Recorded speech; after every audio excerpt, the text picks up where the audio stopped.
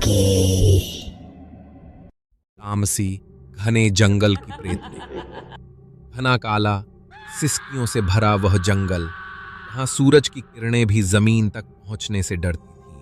हर कोई उस जंगल को तामसी वन के नाम से जानता था। कहते हैं वहां रात को पेड़ों के बीच एक औरत दिखाई देती है, बाल बिखरे, आंखों से खून टपकता। उसकी गोद में एक सड़ी गली लाश उसे झुलाती है, जैसे कोई माँ अपने मरे हुए बच्चे को झुला रही हो। लेकिन यह औरत कोई साधारण आत्मा नहीं थी, वह एक प्रेतनी थी।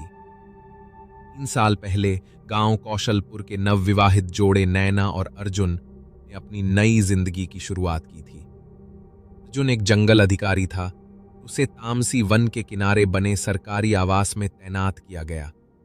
गांव वालों ने उन्हें मना किया, बेटा तामसी जंगल में मत जाना, वहां आत्माएं हैं, वहां कुछ है जो इंसानों की आत्मा तक खींच लेता है। लेकिन अर्जुन को इन बातों पर विश्वास नहीं था।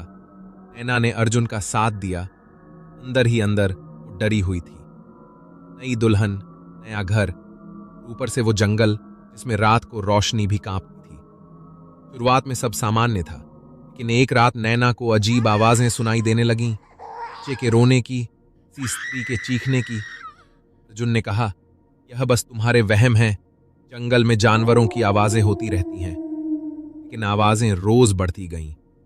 नैना को नींद में एक औरत दिखाई देने लगी जो कहती, तेरा प्यार छीन लूंगी, मेरी तड़प तुझमें भर दूंगी। एक सुबह अर्जुन जंगल की ओर निकला, सामान्य जांच के लिए, लेकिन फिर वो लौटा ही नहीं। 2 दिन बाद उसकी लाश उसी स्थान पर मिली जहां पहले कभी एक तांत्रिक की समाधि थी। आंखें फटी हुई थीं, चेहरा डर से जम चुका था, पूरे शरीर पर अजीब चाकू जैसे कट के निशान थे। नैना दौड़ती हुई वहां पहुंची। वहीं अर्जुन की लाश को गोद में लेकर फूट फूट कर रोने लगी। वो चिल्लाई, क्यों लिया मेरे अर्जुन को, कौन है? जवाब आया, हवा में गूंजती एक औरत की हंसी, फिर वही शब्द, तेरा प्यार मेरा है। अर्जुन की मौत के बाद नैना पागल सी हो गई थी। उसका दुख, उसका प्यार और उसका आक्रोश एक दूसरे में घुल चुके थे। समझ चुकी थी कि यह कोई आत्मा नहीं, कोई प्राचीन शाप है जिसने उसके पति की जान ली। वह तांत्रिकों के पास गई, काली विद्या सीखी और आखिर उस गांव के एक बूढ़े अघोरी से मिली, भैरवनाथ। उसने बताया, तामसी वन पहले एक मंदिर था, देवी तामसी का। वहां एक ब्राह्मण कन्या को बलि चढ़ाया गया था। उसकी आत्मा आज भी तड़पती है। जो भी सच्चे प्रेम से भरा हो उसे वह छीन लेती है। उसे वो पसंद नहीं जो प्रेम करे। नैना ने निर्णय लिया, मैं इस आत्मा को खत्म करूंगी, चाहे कुछ भी हो जाए। अर्जुन की बरसी की रात नैना ने अर्जुन की राख, विशेष मंत्र और भैरवनाथ की दी हुई प्रेत तामसी विधा से पूजा शुरू की। उसने खुद को बलि का पात्र बना लिया, खुद के शरीर को घायल किया और आत्मा को ललकारा। रात के तीसरे पहर अचानक बवंडर उठा, बिजली चमकी और एक धुएं की काली आकृति प्रकट हुई। वही प्रेतनी, वही आत्मा जो कभी देवी की बलि बनी थी। तुझे क्यों रोका नैना, तू भी मरेगी, तू भी वही दर्द सहेगी। नैना चीखी, अगर मैं तेरा दर्द नहीं बांट सकी, मेरा अर्जुन क्यों मारा? तूने मेरा प्यार छीना है, मैं तुझे भी उसी आग में झोंकूंगी। प्रेतनी नैना के शरीर में समा गई, एक जोरदार चीख के साथ। आज भी तामसी वन के बीच एक जगह है जहां एक औरत रोज बैठी मिलती है, गोद में लाश, आंखों से लहू। कोई कहता है वो नैना है, कोई कहता है वो वही आत्मा, लेकिन जो देखे उसकी आत्मा कांप उठे।